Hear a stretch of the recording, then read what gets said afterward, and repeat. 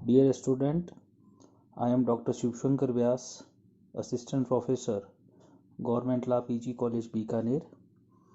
LLB first year की हमारी class और इसमें भी आज हम लास्ट अपना जो टॉपिक चल रहा है उसको कंक्लूड करेंगे। Provisions relating to legal aid under civil procedure code, यानी कि सिविल प्रक्रिया संहिता के तहत विधिक सहायता संबंधी प्रावधान के संदर्भ में हम 2 क्लासें पीछे ले चुके हैं। आज हम बात कर रहे हैं इससे आगे। लास्ट हमने छोड़ा था कि जहां इस प्रकार निर्धन व्यक्ति ने कोई आवेदन किया है और उसे मंजूर कर लिया जाता है तो कोर्ट उसे क्या करेगा, संख्याकित और रजिस्टर्ड कर लेगा। उससे आगे हम आज चलते हैं और बात करते हैं कि जब किसी व्यक्ति को निर्धन व्यक्ति के रूप में वाद लेने की अनुमति दे दी गई है तो उसका विड्रॉ वापस कैसे किया जा सकता है, अर्थात उस अनुमति को वापस लिया जाना। हमने बात की थी कि अगर कोई व्यक्ति आवेदन करता है और उसका आवेदन नामंजूर नहीं किया जाता है तो उसे परमिशन मिल जाती है, और ऐसा नहीं है कि परमिशन मिलने के बाद वो उसे विड्रॉ नहीं किया जा सकता। ऑर्डर 33 रूल 9 इसके संदर्भ में प्रावधान करता है कि जो एक बार अनुमति दे दी गई है उनसे किन ग्राउंड पर वापस लिया जा सकता है। तो बताता है कि प्रतिवादी या सरकारी वकील के आवेदन पर वादी को 7 दिन की पूर्व सूचना देने के बाद न्यायालय आदेश देगा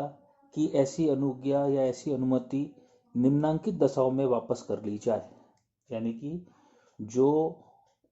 व्यक्ति निर्धन के रूप में वाद लाने के लिए आवेदन किया गया था, जिसे निर्धन के रूप में वाद चलाने की अनुमति प्रदान कर दी गई थी, ऑर्डर 33 का रूल 9 ये कहता है कि अब उस अनुमति को वापस कैसे लिया जा सकता है। तो कहता है कि प्रतिवादी और सरकारी वकील के आवेदन पर, यानी कि उसकी जो परमिशन है उसके विड्रॉ करने का आवेदन कौन कर रहा है, या तो प्रतिवादी कर रहा है या सरकारी वकील कर रहा है, कि साहब आपने जो उसे परमिशन दी थी बात चलाने के लिए निर्धन के रूप में वो वापस ली जाए। तब न्यायालय ऐसे व्यक्ति को जिसे परमिशन दी गई थी अर्थात वादी को 7 दिन की पूर्व सूचना देने के बाद निम्नलिखित दशाओं में वापस कर लेगा। ग्राउंड नंबर फर्स्ट, वादी वाद के दौरान तंग करने वाले या अनुचित आचरण का दोषी है। वादी क्या है, वाद के दौरान तंग करने का या अनुचित आचरण का दोषी है। ग्राउंड नंबर 2, जहां ऐसा प्रतीत होता है कि वादी के साधन ऐसे हैं कि उसे निर्धन व्यक्ति के रूप में वाद लाने की अनुमति नहीं दी जानी चाहिए। अर्थात अब उसके पास में अगर इनकम हो गई है या उसके पास साधन आ गए हैं कि अब वह फीस देने के लिए लायक है, तो कहता है कि ऐसे में उसके क्या है, अनुमति को विड्रॉ कर लेनी चाहिए। एंड थर्ड, वादी द्वारा वाद की विषय वस्तु संबंधी ऐसा करार किया गया है जिसके अधीन अन्य व्यक्ति ने विषय वस्तु में हित प्राप्त कर लिया है। तो ये वो 3 ग्राउंड हैं जिनके आधार पर कोर्ट क्या करेगा, दी हुई परमिशन वापस ले लेगा। नेक्स्ट इसी में रूल 9A क्या कहता है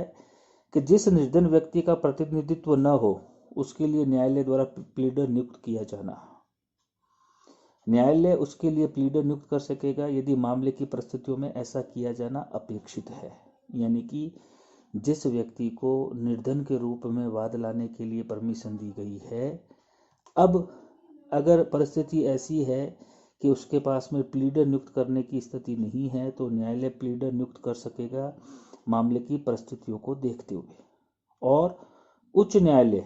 राज्य सरकार के पूर्व अनुमोदनों से ऐसे प्लीडरों के चयन की रीति, सुविधाओं और अन्य नियमों का निर्माण कर सकेगा। अर्थात 9A में जो वकील अवेलेबल कराया जा रहा है उनके चयन करने की रीति, उनकी सुविधाएं और उनके संदर्भ में अन्य रूल्स एंड रेगुलेशन जो है वह हाईकोर्ट राज्य सरकार से पूर्व अनुमोदन के पश्चात एक पैनल का निर्माण करके ऐसा उनकी सूची तैयार कर लेगा और उनमें से क्या किया जाएगा, प्लीडर की व्यवस्था करवाई जाएगी। अब बात आती है कि साहब जहां निर्धन व्यक्ति सफल हो जाता है वहां खर्चे। ऑर्डर 33 रूल 10, यानी कि हमने जिसे निर्धन के रूप में वाद लाने की परमिशन दी थी, अब वो अगर सफल हो जाता है तो राज्य सरकार द्वारा उस प्रकार से वसूल होगी जो डिक्री द्वारा आदिष्ट है, जिस और वाद की विषय वस्तु पर उसका प्रथम भार होगा। यानी कि मान लीजिए ए नाम के व्यक्ति को निर्धन के रूप में वाद लाने की परमिशन दी, अब वो सफल हो गया, तो उस विषय वस्तु जिसके संदर्भ में वो सफल हुआ है उस पर पहला भार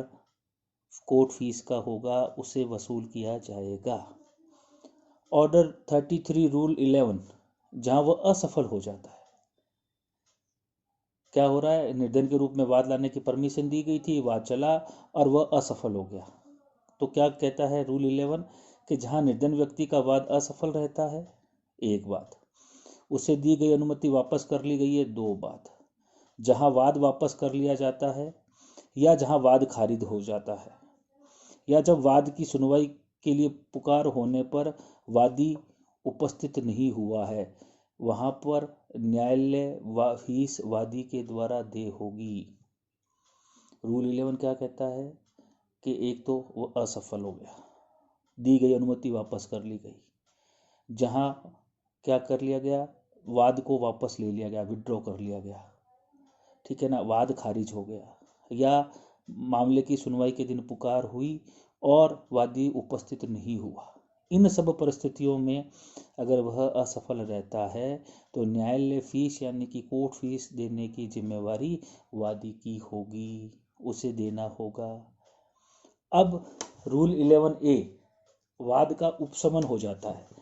कि जहां वादी की मृत्यु के कारण वाद उपशमन यानी कि समाप्त हो जाता है, वहां कोर्ट मृत वादी की संपत्ति से राज्य सरकार द्वारा वसूली होगी। यानी कि अब वो जो मर गया है उसकी संपत्ति से क्या किया जाएगा, वसूल किया जाएगा। नियम 12, राज्य सरकार न्यायालय फीस के लिए आवेदन कर सकेगी, अर्थात क्या करेगी, कोर्ट में स्टेट गवर्नमेंट फीस के लिए डिमांड करेगी। नियम 13 कहता है कि जब इस प्रकार स्टेट गवर्नमेंट आवेदन करती है तो ये माना जाएगा कि वह एक पक्षकार है। नियम 14 कहता है कि न्यायालय फीस की जो वसूली होगी वो किस प्रकार से होगी, कि जैसे ही न्यायालय ने फैसला किया, डिक्री या आदेश की एक प्रति तुरंत कलेक्टर को भिजवाई जाएगी, जो दायी व्यक्ति या संपत्ति से ऐसी रकम की वसूली ऐसे करेगा मानो कि भू राजस्व की वसूली की जा रही हो, यानी कि जो बकाया लगान की वसूली की जाती है, ठीक उसी प्रकार से कलेक्टर के द्वारा वसूली की जाएगी। नियम 15, निर्धन व्यक्ति के रूप में वाद लाने के लिए आवेदक को अनुज्ञा देने से अगर इनकार करने के कारण वैसी ही प्रकृति के पश्चातवर्ती आवेदन का वर्जन, यानी कि वो दोबारा आवेदन नहीं कर सकेगा। एक बार निर्धन के रूप में उसे मना कर दिया गया है तो दोबारा नहीं कर सकेगा ऐसा आवेदन, लेकिन वह उसी अधिकार के रूप में एक सामान्य व्यक्ति के रूप में सामान्य रीति से वाद संस्थित करने के लिए स्वतंत्र रहेगा। नियम 15(1) क्या कहता है कि जहां किसी व्यक्ति को निर्धन के रूप में वाद लाने की अनुमति नहीं दी जाती, वहां न्यायालय क्या करेगा, फीस के लिए, मैंने आवेदन किया साहब, कोर्ट ने मना कर दिया, अब मुझे कोर्ट फीस देनी पड़ रही है, तो ऐसी स्थिति में कोर्ट मुझे क्या करेगा, नियम 15(1) के तहत उस कोर्ट फीस को अदा करने के लिए अतिरिक्त रीजनेबल समय देगा कि साहब आप अब क्या है, इतने समय अवधि के भीतर क्या कीजिए, कोर्ट फीस ले आइए। नियम 17 कहता है कि जो रूल्स एंड रेगुलेशन वादी को लागू होते हैं, ठीक वो रूल्स एंड रेगुलेशन प्रतिवादी के लिए भी लागू होते हैं। यदि प्रतिवादी भी निर्धन है और वह उस मामले में मुजराई करवाना चाहता है या प्रतिदावा करना चाहता है, तो सेम वही रूल जो निर्धन व्यक्ति के रूप में लागू हो रहे हैं वो वादी के रूप में वो प्रतिवादी पर भी लागू होंगे। एंड लास्ट, नियम 18, केंद्र व राज्य सरकार निर्धनों को विधिक सहायता प्रदान करने के लिए नियम बना सकती है कि साहब जो इस प्रकार के निर्धन व्यक्ति हैं उनको किस प्रकार से सहायता दी जाए, उसके संदर्भ में रूल्स एंड रेगुलेशंस बनाए जा सकते हैं। तो इस प्रकार हमने अपनी 3 क्लासों के जरिए legal aid provision under CPC यानी कि सिविल प्रक्रिया संहिता के तहत जो विधिक सहायता संबंधी प्रावधान हैं उन पर अपनी चर्चा की। Thank you.